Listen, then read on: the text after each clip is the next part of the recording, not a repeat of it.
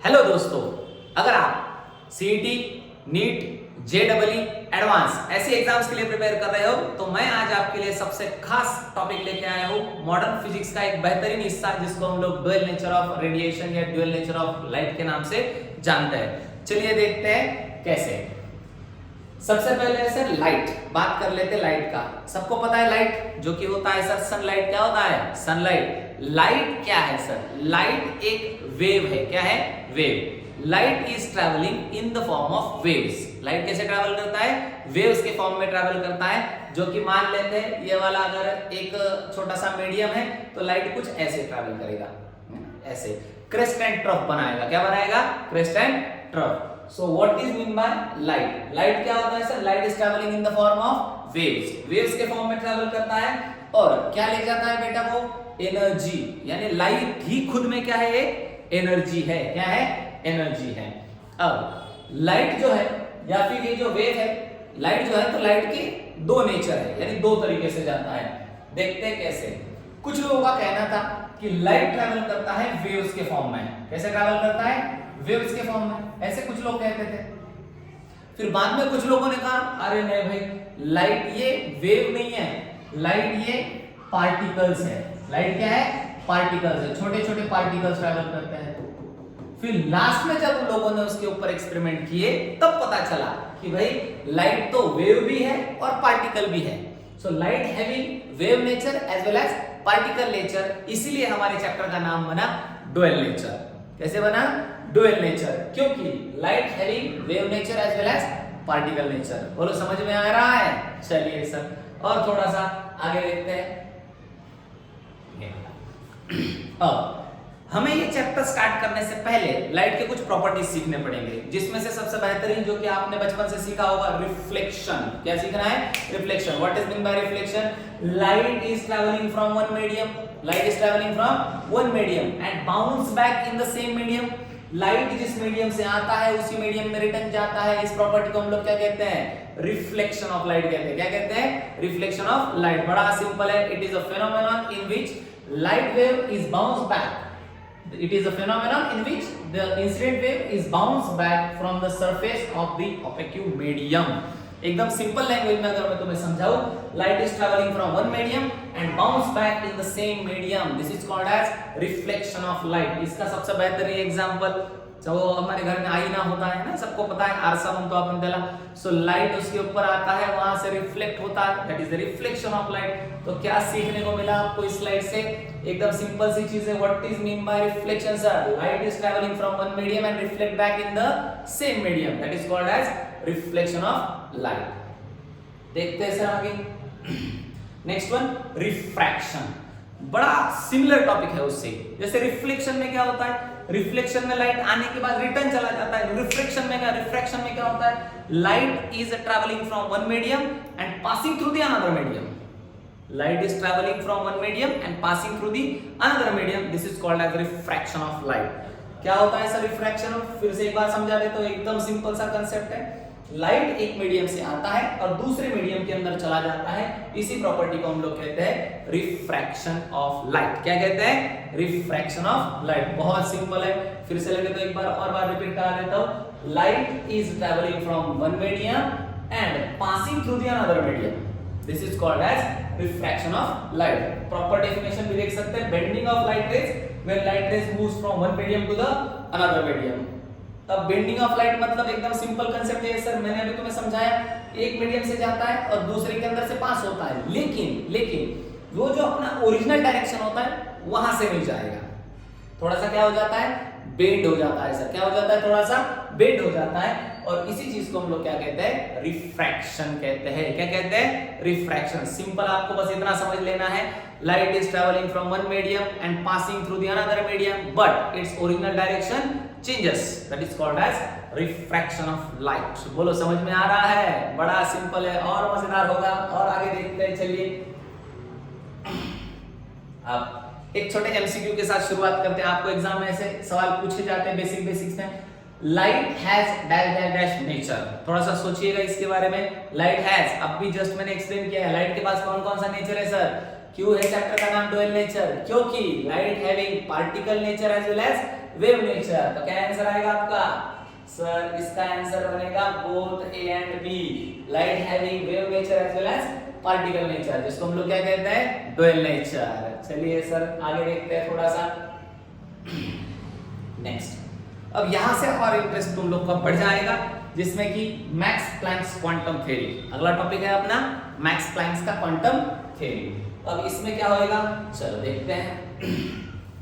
ये है सर सन, सूरज। ये जो सन है, सन से हमारे पास आता है सर रेडिएशन। क्या आता है? रेडिएशन। अब हमें अगर जब हम लोग इसको देखते हैं तो ऐसा लगता है कि पूरा कंटिन्यूअस फॉर्म है, लेकिन ऐसा नहीं होता है सर। जब प्लैंक्स क्वांटम यहाँ पे आपको दिख रहे होंगे, Max Planck sir Max Planck's है, तो उन्होंने इस फेनोमेनन को एक्सप्लेन किया था, इसलिए इसे मैक्स प्लैंक्स कहते हैं। अभी क्वांटम क्यों आया वो भी देखते हैं, और कोइंसिडेंस भी तुम लोग देख सकते हो। वैसे कोइंसिडेंस नहीं है ये, क्वांटम जो है, तो अपने क्लास का नाम भी क्वांटम फिजिक्स मैंने इसी से मोटिवेट होके डाला है, आपको पता चलेगा कि वो क्या होता है। चलिए यहां से देखते हैं सर, एकदम सिंपल होता है। लाइट जब ट्रैवल करता है तो लाइट आता है पैकेट्स के फॉर्म में। ये किसने बोला था? तो ये बोला था हमें सर प्लैंक्स, इन्होंने। Light is travelling in the form of packets. Light कैसे ट्रैवल करता है? पैकेट्स। ये तुम लोग को दिख रहे होंगे, ये यहाँ पे ये लाइट के पैकेट्स है सर। क्या है? लाइट के पैकेट्स।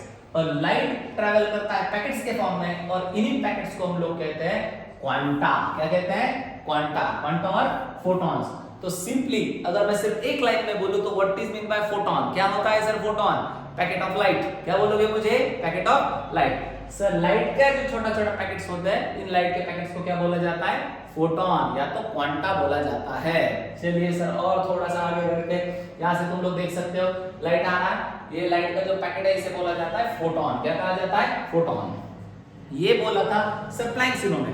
फिर लोगों ने पूछा कि भाई अगर लाइट फोटॉन है, उनके पास एनर्जी है, तो कितना होगा? ये सवाल किया लोगों ने जो प्लैंक्स थे उनसे। फिर वो सर प्लैंक्स थे, बड़े ही शातिर थे, उन्होंने बोला कि बेटा सिर्फ यही नहीं, दुनिया के हर एक लाइट का एनर्जी मैं तुम्हें बता सकता हूं, बस इतना याद रखना। अगर लाइट का फ्रीक्वेंसी बढ़ेगा, अगर लाइट का फ्रीक्वेंसी बढ़ेगा, फ्रीक्वेंसी बढ़ता है तो ऑब्वियसली एनर्जी बढ़ता है। तो उन्होंने कहा फ्रीक्वेंसी और एनर्जी दोनों एक दूसरे को डायरेक्टली प्रोपोर्शन में होंगे, दोनों एक दूसरे को डायरेक्टली प्रोपोर्शन में होंगे। ये बोला था सर प्लैंक्स। उन्होंने क्या कहा था सर कि एनर्जी या photon energy is directly proportional to frequency of light. Frequency of light या तो फ्रीक्वेंसी ऑफ रेडिएशन भी बोल सकते हैं। So frequency of light is directly proportional to energy हो जाएगा। So energy directly proportional to frequency, इसे कहते हैं नू। क्या कहते हैं? नू। ये फ्रीक्वेंसी का नोटेशन है। इसे हटाने के लिए उन्होंने एक छोटा सा कांस्टेंट लगाया जो कि होता है E is equals to h nu। E is equals to h nu। h क्या है सर? तो सर प्लैंक्स इन्होंने बनाया था, इसलिए उनके ऑनर में जो है तो उसे प्लैंक्स कांस्टेंट के नाम से जाना जाता है। और प्लैंक्स कांस्टेंट का वैल्यू कितना होता है? 6.63 into 10 to the power -34। तो सिंपल, मैंने ये जो स्लाइड आपको अभी बताई, लगे तो आप सेव करके इसको रख सकते हो, स्क्रीनशॉट लेना चाहते हो तो ले सकते हो। तो हमें यहाँ से क्या सीखना है कि लाइट जब ट्रैवल करता है तो कैसे ट्रैवल करता है? पैकेट्स के फॉर्म में ट्रैवल करता है, और लाइट के पैकेट को बोला जाता है फोटॉन। क्या कहा जाता है? फोटॉन। और लाइट के पास कितना एनर्जी होता है? h nu। कितना होता है? h nu। Light energy h nu। बोलो समझ में आया? चलिए सर थोड़ा सा और आगे बढ़ते हैं।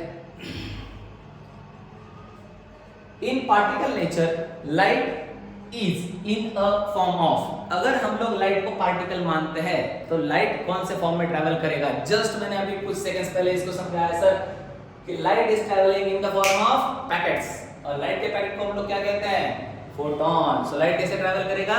पैकेट्स के फॉर्म में ट्रैवल करेगा। डन। चलिए नेक्स्ट वन, मैक्स प्लैंक्स का जो थ्योरी था, तो अभी मैंने जस्ट तुम्हें एक्सप्लेन किया है, लगे तो इससे कहीं पे लिख लो, नोट डाउन कर लीजिएगा कि एनर्जी कितना होता है सर? फोटॉन एनर्जी होता है h nu। कितना होता है? Photon energy h nu। अब हमें एक छोटा सा और फॉर्मूला देखना है sir, c is equals to nu lambda। शायद से आपने पढ़ा होगा इसको, एक सिंपल सा कांसेप्ट है, इसे हम लोग कहते हैं सर वेव। क्या कहते हैं? वेव। एक क्रेस्ट और एक ट्रफ, इसके बीच में ये जो डिस्टेंस होता है इसे कहा जाता है वेवलेंथ। क्या कहते हैं हम लोग? वेवलेंथ। एक सिंपल कांसेप्ट है, जितना वेवलेंथ ज्यादा होगा उतना स्पीड ज्यादा होगा। सो वेवलेंथ बढ़ेगा, वेलोसिटी बढ़ेगा। सो वेलोसिटी और वेवलेंथ दोनों एक दूसरे को डायरेक्टली प्रोपोर्शन में होंगे sir. So speed is directly proportional to wavelength हो जाएगा। सो स्पीड को हम लोग लाइट के स्पीड को c से दिखाते हैं, वेवलेंथ को लैम्बडा से दिखाएंगे। इस साइन को हटाने के लिए कांस्टेंट लगेगा नू नाम का। सो c इज इक्वल्स टू नू लैम्बडा। कितना हो जाएगा? c इज इक्वल्स टू नू लैम्बडा। सो लाइट का स्पीड कितना हो जाएगा? c इज इक्वल्स टू नू लैम्बडा। ये भी एक बहुत बेहतरीन फॉर्मूला है, इसको भी अच्छे से याद रखिएगा। तो अब तक हमने दो फॉर्मूले सीखे सर। पहला था फोटोन एनर्जी कितना होता है h nu, और सेकंड फॉर्मूला हमने सीखा है c इज इक्वल्स टू नू लैम्बडा। समझ में आ रहा है? बड़ा सिंपल है और मजेदार बनेगा, और थोड़ा सा आगे बढ़ेंगे इसको और थोड़ा अच्छे से देखते हैं। चलिए next one. According to Max Planck's quantum theory, light in vacuum travels in the form of. Light जब ट्रेवल करता है तो कौन से फॉर्म में ट्रेवल करता है? लाइट फोटोन है, लाइट वेव है, लाइट क्वांटा है, लाइट ए और सी है। अब भी जस्ट मैंने इसको एक्सप्लेन किया है। Light is travelling in the form of packets, और पैकेट को ही बोलते हैं क्वांटा, और उसी को हम लोग क्या कह सकते हैं? फोटोन। तो इसका आंसर क्या आ जाएगा? ऑप्शन नंबर क्या आएगा? ऑप्शन नंबर सर फोटोन भी है, क्वांटा भी है, तो इसलिए ऑप्शन नंबर डी इसका एकदम सही जवाब होगा। तो ऑप्शन नंबर डी पे ताला लगा दिया जाए। डन है? चलो नेक्स्ट वन आगे देखते हैं। Photo electric effect. यूं समझ लीजिएगा कि यहाँ से एक और नया ईरा स्टार्ट होता है। सबसे जबरदस्त पार्ट यहाँ से स्टार्ट होने वाला है। Photo electric effect was discovered bye, बड़ा भारी सवाल पूछा गया है। फोटो इलेक्ट्रिक इफेक्ट किन्होंने डिस्कवर किया है? अभी तक हम लोग वहां तक पहुंचे नहीं है, लेकिन उन्हीं की जीवनी के बारे में पूरा अभी हमें जानना है, उन्हीं के एक्सपेरिमेंट के बारे में अभी हमें जानना है। तो मैं इसका आंसर मैं आपको दे देता हूँ। Photo electric effect was discovered by sir Heinrich Hertz. किन्होंने किए थे? सर हेनरिच हर्ट्ज, इन्होंने इसको डिस्कवर किए थे। अब इसमें क्या है सर ये फोटो इलेक्ट्रिक इफेक्ट? दिमाग में आ रहा होगा, कुछ कंफ्यूजन होगा, पहले सीखा होगा। चलिए वापस से एक बार देख लेते हैं, जिन्होंने नहीं सीखा उनके लिए तो नया टॉपिक होगा।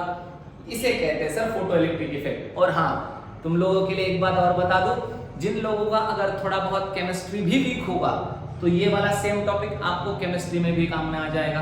केमिस्ट्री में भी सेम है फोटो इलेक्ट्रिक इफेक्ट। मुझे लगता है शायद से फर्स्ट या सेकंड चैप्टर में ही मिल जाएगा आप लोगों को। तो बड़ा भारी टॉपिक है। What is a photo electric effect? क्या होता है सर फोटो इलेक्ट्रिक इफेक्ट? एकदम सिंपल है। अभी तक हमने क्या सीखा? जो लाइट आता है उसे कहते हैं फोटोन एनर्जी। क्या कहते हैं? Photon energy. सिंपल कंसेप्ट है। आने वाला जो लाइट होता है वो फोटोन एनर्जी। फोटोन एनर्जी यहाँ पे अल्कली मेटल सरफेस है। अल्कली ही मेटल सरफेस क्यों, ये भी देखेंगे हम लोग। एकदम सिंपल कंसेप्ट ये होता है, light is incident on metal surface, electrons are emitted from it. अगर हम किसी भी मेटल के सरफेस पे लाइट इंसिडेंट कर देते हैं तो यहां से इलेक्ट्रॉन निकलना शुरू हो जाते हैं। इसका बहुत भारी एग्जांपल तुमने देखा होगा। कोई मेटल का रॉड ले लो, बाहर रख दो, अगर तुमने नियर अबाउट 1 मंथ के लिए अगर उसको हाथ नहीं लगाया तो पूरा रॉड खराब हो जाएगा। क्यों हुआ सर? सेम हुआ photo electric effect. Light is incident on metal surface, electrons are emitted from it. यहां से क्या बाहर निकले? इलेक्ट्रॉन्स निकले। This is called as photo electric effect. क्या होता है सर फोटो इलेक्ट्रिक इफेक्ट? एकदम सिंपल है। अगर हम सुटेबल फ्रीक्वेंसी के रेडिएशन उस पे डालते हैं, मेटल पे डाल दिए, तो ये यहां से इलेक्ट्रॉन देना शुरू कर देता है। Light is incident on metal surface, electrons are emitted from it. This is called as photo electric effect. Light आएगा, इलेक्ट्रॉन ले जाएगा, लाइट आएगा, इलेक्ट्रॉन ले जाएगा, फोटो इलेक्ट्रिक इफेक्ट होएगा। बोलो समझ रहा है? चलिए बड़ा भारी है और देखते हैं आगे। In particle nature of light, light performs.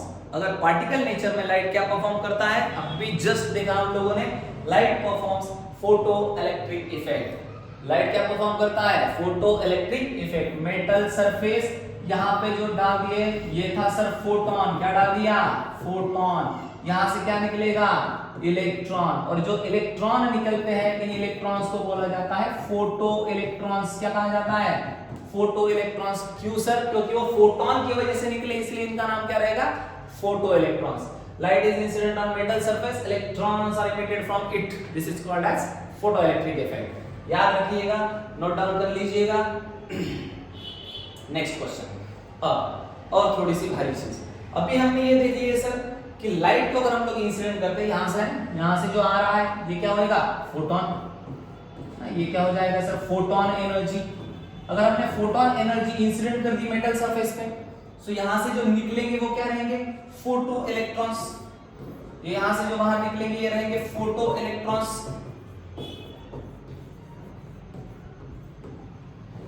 लेकिन हमें पता है नेचर का एक रूल है, कुछ लिया है तो कुछ देना पड़ेगा सर। अगर आपने इनके पास से एनर्जी ले लिया है तो ऑब्वियस है यार, यहाँ से तुम्हें इलेक्ट्रॉन अगर चाहिए तो उसको कुछ ना कुछ देना पड़ेगा। तो होता क्या है, फोटोन आता है, मेटल सरफेस इसमें से कुछ एनर्जी रख लेता है, मेटल सरफेस इसमें से कुछ एनर्जी अपने पास ले लेता है और अपने पास के इलेक्ट्रॉन उन्हें दे देता है कि भाई हमने आपका एनर्जी रख लिए, आप हमारे पास से इलेक्ट्रॉन रख लो। सिंपल है। तो मेटल सरफेस जितना एनर्जी ले लेता है, जितना एनर्जी एब्जॉर्ब करता है, इस एनर्जी को बोला जाता है वर्क फंक्शन। क्या कहते हैं? Work function. सिंपल है। इलेक्ट्रॉन्स देने का जो फंक्शन उसे करना है, जो काम उसे करना है, इसीलिए उसने जो वर्क लिया, जो एनर्जी दिया, that is called as work function. समझ में आ रहा है? एकदम सिंपल है, एकदम सिंपल है। फोटोन आया, इसने कुछ एनर्जी रख लिए और बचा हुआ एनर्जी या फिर उसने इलेक्ट्रॉन्स दे दिए। सो मेटल का सरफेस जो एनर्जी एब्जॉर्ब कर लेता है, इसे बोला जाता है वर्क फंक्शन। क्या कहा जाएगा? Work function. इसको मैं तुम्हें एक छोटा सा एग्जांपल लेके समझाता हूं। मान लीजिएगा एक छोटा सा गाड़ी है, ये रेस्ट कंडीशन में है, एक बाहर से गाड़ी आया, ये गाड़ी आया 120 की स्पीड से। कितने की स्पीड से? 120 की स्पीड से आया और इस गाड़ी को ठोक दिए। अब क्या होगा? अब ये तो गाड़ी 120 की स्पीड से आगे नहीं जाएगा, हमें कितना पता है, मान लेते हैं 100 की स्पीड से आगे गए, तो 20 का क्या हुआ बेटा? लॉस हुआ। तो ये जो 20 का लॉस हुआ, इसे कहा जाता है वर्क फंक्शन। सर ये यहां से एनर्जी लेके आया, इसने अपनी जगह से आगे बढ़ने के लिए कुछ एनर्जी एब्जॉर्ब कर लिया, और जो एनर्जी इसने एब्जॉर्ब किया, इस एनर्जी को क्या बोला जाता है? Work function. क्या बोला जाता है? Work function. बहुत ही भारी कंसेप्ट है, समझ में आ रहा है तुम लोगों को? नहीं तो एक बार वीडियो को फिर से रिवाइज करके देख लीजिएगा। चलिए आगे बढ़ते हैं। अब एक है थ्रेशोल्ड फ्रीक्वेंसी और अगला है थ्रेशोल्ड वेवलेंथ। बहुत इंपॉर्टेंट कंसेप्ट है, बहुत इंपॉर्टेंट कंसेप्ट है। अब ध्यान से सुनना इसको। थ्रेशोल्ड फ्रीक्वेंसी सुन लेते हैं। थ्रेशोल्ड फ्रीक्वेंसी क्या होता है सर? ऐसी फ्रीक्वेंसी जिस फ्रीक्वेंसी से रेडिएशन इलेक्ट्रॉन्स निकलना स्टार्ट होते हैं, उसे थ्रेशोल्ड फ्रीक्वेंसी। एग्जांपल समझाता हूं। मान लेते हैं हमने पहले फ्रीक्वेंसी ट्राई की सर 2 हर्ट्ज का, इलेक्ट्रॉन, एक भी इलेक्ट्रॉन नहीं निकला। फिर हमने 3 हर्ट्ज का फ्रीक्वेंसी स्टार्ट की, नहीं निकला एक भी इलेक्ट्रॉन। फिर हमने 4 हर्ट्ज का फ्रीक्वेंसी ट्राई की, नहीं निकला इलेक्ट्रॉन। फिर हमने 5 हर्ट्ज का फ्रीक्वेंसी स्टार्ट किए, इसके ऊपर 5 हर्ट्ज फ्रीक्वेंसी डाला, यहां से इलेक्ट्रॉन स्टार्ट हुए, यहां से इलेक्ट्रॉन क्या हुए? स्टार्ट हुए। जिस फ्रीक्वेंसी को इलेक्ट्रॉन्स इमिट होना स्टार्ट होता है, उस फ्रीक्वेंसी को बोला जाता है थ्रेशोल्ड फ्रीक्वेंसी। क्या बोला जाता है? Threshold frequency. बड़ा सिंपल है। ऐसी फ्रीक्वेंसी जहां से इलेक्ट्रॉन का इमिशन स्टार्ट होता है, उसे कहते हैं थ्रेशोल्ड फ्रीक्वेंसी। बड़ा सिंपल है। It is the minimum frequency of incident light required for the emission of photoelectrons या photoelectric current from the alkali metal surface. किसी भी मेटल सरफेस से जिस फ्रीक्वेंसी से इलेक्ट्रॉन निकलना स्टार्ट होता है, उस फ्रीक्वेंसी को क्या कहेंगे? Threshold frequency. जहां से इलेक्ट्रॉन स्टार्ट हुए वो थ्रेशोल्ड फ्रीक्वेंसी। कोई डाउट लग रहा है? कुछ नहीं। और इस थ्रेशोल्ड फ्रीक्वेंसी का जो वेवलेंथ रहेगा, इस रेडिएशन का जो वेवलेंथ रहेगा, इस वेवलेंथ को कहेंगे थ्रेशोल्ड वेवलेंथ। इसे क्या कहेंगे? Threshold wavelength. थ्रेशोल्ड फ्रीक्वेंसी का जो वेवलेंथ रहेगा वो थ्रेशोल्ड वेवलेंथ रहेगा। Corresponding wavelength of threshold frequency that is called as threshold wavelength. Simple सी बात है। इतना याद रखना, थ्रेशोल्ड अगर नाम आएगा तो हम लोग प्रॉब्लम सॉल्व करते वक्त यहाँ पे 0 लगाएंगे। क्या लगाएंगे? 0 लगाएंगे। और दूसरा कंसेप्ट, थ्रेशोल्ड का मतलब स्टार्ट होना। थ्रेशोल्ड का मतलब स्टार्ट होना। थ्रेशोल्ड फ्रीक्वेंसी, इलेक्ट्रॉन इमिट होना स्टार्ट होगा। थ्रेशोल्ड वेवलेंथ, इलेक्ट्रॉन इमिट होना स्टार्ट होगा। जिस वेवलेंथ को इलेक्ट्रॉन स्टार्ट होते हैं वो थ्रेशोल्ड वेवलेंथ हो जाएगा। समझ में आया? चलिए और देखते हैं थोड़ा सा आगे। The minimum amount of energy required, the minimum amount of energy required for emission to takes place. अभी जस्ट मैंने बोला, एक गाड़ी आया 120 की स्पीड से, इसको ठोक दिए। ये गाड़ी जब आगे बढ़ेगा तो 100 से जाएगा, तो 20 का क्या हुआ? नुकसान हुआ। तो जो 20 का नुकसान हुआ है वही तो क्या होगा sir? Minimum amount of energy. और मिनिमम अमाउंट ऑफ एनर्जी को क्या कहते हैं हम लोग? Work function. क्या कहते हैं? Work function. चलो आगे देखते हैं। Minimum value of frequency required for photo electric emission. Minimum frequency required for photo electric current. Photo electric current के लिए जो मिनिमम फ्रीक्वेंसी होता है उसे क्या कहते हैं? Threshold frequency. जस्ट अभी देखा है हम लोगों ने threshold frequency. Next one, maximum value of wavelength required. Maximum value of wavelength, wavelength का मैक्सिमम वैल्यू जहां से इलेक्ट्रॉन इमिशन स्टार्ट होता है, इलेक्ट्रॉन इमिशन स्टार्ट होता है, कौन सा रहेगा sir? Threshold wavelength. Option number C भी टिक कर देना। बोलो समझ में आ रहा है? चलिए और मजे लेते हैं इसके। The current included in photo electric effect, इसके तो नाम में ही उसका आंसर है sir. Current included in photo electric effect. Photo electric effect में जो करंट निकलता है, जो फोटो इलेक्ट्रॉन्स निकलते हैं, उसे क्या कहेंगे? अब बेटा फोटो की वजह से निकला है तो फोटो करंट रहेगा, फोटो इलेक्ट्रिक करंट रहेगा। ऑप्शन नंबर ए उसका आंसर बन जाएगा। एकदम सिंपल सी बात है। चलिए नेक्स्ट वन, ये एक और बहुत ही बेहतरीन कंसेप्ट है, इसको ध्यान से सुन लीजिएगा, फिर लास्ट में तुम्हें मैं पूरा एक लिंक लगा दूंगा, फिर हम लोग अगले वीडियो में उसके ऊपर सिर्फ और सिर्फ प्रॉब्लम से सॉल्व करेंगे। बेहतरीन हो जाएगा ये लेक्चर, देखिएगा बहुत सिंपल कंसेप्ट है। इसे कहते हैं हर्ट्ज का एक्सपेरिमेंट। अब हर्ट्ज एक्सपेरिमेंट में हुआ क्या? उन्होंने एक इवैपोरेटेड ट्यूब ले लिए, यहाँ पे एक छोटा सा ओपनिंग रखा, यहाँ से रेडिएशन आएंगे, सूटेबल फ्रीक्वेंसी के रेडिएशन यहाँ से एंटर करेंगे। रेडिएशन जब आते हैं तो यहाँ पे एक प्लेट होता है सर, इस प्लेट का नाम होता है इमीटर प्लेट। कौन सा प्लेट? Emitter plate. ये आने के बाद इस फोटो सेंसिटिव प्लेट पे गिरते हैं, यहाँ से जैसे गिरेंगे यहाँ से इलेक्ट्रॉन निकलना स्टार्ट होगा, इसी को तो फोटो इलेक्ट्रिक इफेक्ट कहते हैं। फोटोन आया, इलेक्ट्रॉन निकला, फोटोन आया, इलेक्ट्रॉन निकला। अब ये जो इलेक्ट्रॉन्स है, ये इलेक्ट्रॉन्स यहाँ पे ऐसे भटकने लग जाते हैं। अब इन इलेक्ट्रॉन्स को सही डायरेक्शन देना जरूरी है, तो ये इलेक्ट्रॉन्स ऐसे ट्यूब में घूमेंगे। तो फिर लोगों ने दिमाग लगाया क्या किया जाए, अगर हम इन्हीं इलेक्ट्रॉन्स को अच्छे से यूज कर ले तो यहाँ से करंट बना सकते हैं, क्योंकि flow of charges that is called as current होता है सर। इसीलिए तो काम का, वो सिर्फ इलेक्ट्रॉन निकलने किसी काम के नहीं है, उनको सही डायरेक्शन चाहिए। तो ये इलेक्ट्रॉन्स के लिए फिर जो बनाए सर हेनरिच हर्ट्ज, उन्होंने क्या किया, यहाँ पे एक और प्लेट लगा दिया और इसका नाम दे दिया कलेक्टर प्लेट। क्या नाम दे दिए? Collector plate. यहाँ पे एक छोटा सा उसको बैटरी लगा दी जिसको पोटेंशियल बोला जाता है। अब होता क्या है, ये जो पोटेंशियल है, ये बैटरी क्या करता है, इन इलेक्ट्रॉन्स को खींचता है। अब सिंपल है, मैं अगर अच्छा पढ़ाऊंगा तो आप बहुत देर तक इंटरेस्ट लेके उसको पढ़ोगे, यानी मेरे पास पोटेंशियल रहेगा तो आप मेरी तरफ खींचे चले आओगे। सेम वैसे ही इस प्लेट के पास अगर पोटेंशियल रहेगा तो इलेक्ट्रॉन खींचे चले आएंगे। तो ये प्लेट को जो हम लोग ने प्रोवाइड किया है वो है वोल्टेज, पोटेंशियल। जैसे हमने यहाँ पे पोटेंशियल लगाया, इलेक्ट्रॉन का आना स्टार्ट हुआ सर, पोटेंशियल बढ़ाया, इलेक्ट्रॉन आ रहे, पोटेंशियल बढ़ाया, इलेक्ट्रॉन आ रहे। अगर हम लोग पोटेंशियल बढ़ाते जाएंगे, इलेक्ट्रॉन बढ़ते जाएंगे, यानी वोल्टेज बढ़ेगा, इलेक्ट्रॉन का काइनेटिक एनर्जी बढ़ेगा। क्या बढ़ेगा? इलेक्ट्रॉन का kinetic energy. So kinetic energy is directly proportional to potential यानी वोल्टेज। सिंपल कांसेप्ट है। ये साइन हटाने के लिए हम लोग इलेक्ट्रॉन के ऊपर बात करें तो साइन हटाने के लिए ई नाम का कांस्टेंट लगा देंगे sir, electron voltage. So electron का काइनेटिक एनर्जी कितना हो जाएगा? ev naught, ev naught. E क्या यूज किया मैंने? इलेक्ट्रॉन का चार्ज। तो हो जाएगा इलेक्ट्रॉन का चार्ज कितना होता है? 1.6 10 to the power -19। So kinetic energy कितना हो जाएगा? ev naught. समझ में आ रहा है? चलिए सर, यहां से एक चीज सीखनी थी, the minimum negative potential given to the plate C for which photoelectric current stops is called as। ऐसा जहां पे फोटो इलेक्ट्रिक करंट स्टॉप हो जाता है नेगेटिव पोटेंशियल पे, वो कौन सा हो जाएगा सर? Stopping potential. उसके नाम में ही है स्टॉप। ऐसा पोटेंशियल जो करंट को स्टॉप करता है वो कौन सा हो जाएगा? स्टॉपिंग पोटेंशियल, यानी वोल्टेज के नाम से भी हम लोग उसको जानते हैं। अगला, when positive potential of plate C is reduced। अगर हमने प्लेट C का कलेक्टर प्लेट जो है उसका पोटेंशियल कम कर दिया तो ऑब्वियसली इलेक्ट्रॉन कम हो जाएंगे। अगर हम लोग इलेक्ट्रॉन कम कर देंगे तो फोटो इलेक्ट्रिक करंट भी क्या हो जाएगा? कम हो जाएगा, है ना? अभी मैंने जस्ट बताया वोल्टेज बढ़ेगा, वोल्टेज बढ़ेगा तो इलेक्ट्रॉन बढ़ेंगे, वोल्टेज कम हो जाएगा तो इलेक्ट्रॉन कम हो जाएंगे। तो potential of plate C, collector plate का पोटेंशियल रिड्यूस कर दिए तो फोटो इलेक्ट्रिक करंट भी क्या हो जाएगा? रिड्यूस हो जाएगा। दोनों एक दूसरे को डायरेक्टली प्रोपोर्शनल में होंगे। So option number B decreases उसका आंसर आ जाएगा।